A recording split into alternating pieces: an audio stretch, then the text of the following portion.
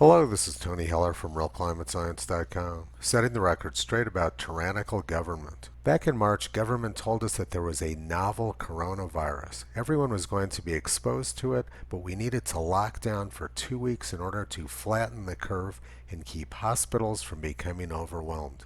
And we're now 30 weeks into the 2-week lockdown. Very few people are being hospitalized or dying from COVID-19 in the United Kingdom.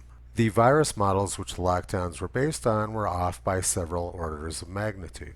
In fact, the number of deaths in the UK was about half of what occurred from the Hong Kong flu in 1969 when I was living there. And government has now completely changed their excuse for tyranny. 6 months ago, government acknowledged that almost everybody was going to be exposed to the disease sooner or later.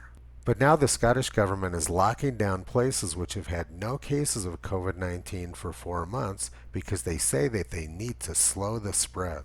I'm not sure how much slower you can get than 0 cases over the past 4 months, but for government, facts, figures, and common sense don't seem to have much to do with their decision making.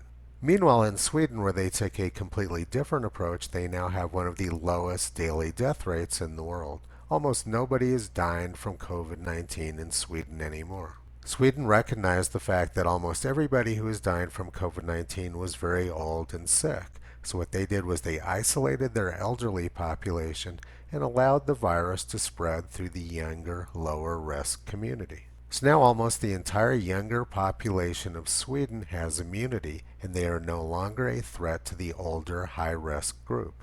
Life has largely returned to normal in Sweden precisely because they didn't get obsessed with slowing the spread.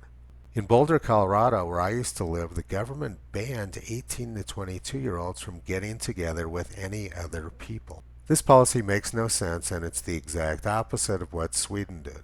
Governments around the world are having no luck with their stated goal of slowing the spread of the virus. However, they are doing a great job of spreading tyranny, discord, and confusion to most of the world's population.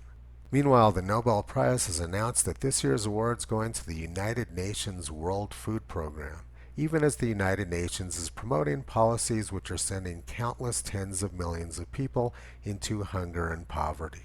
Apparently, the UN approach is to make people hungry through bad policy and then take credit for it later when they feed them.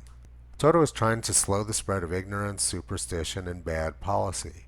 You can follow him and Kyrie on the web at realclimatescience.com.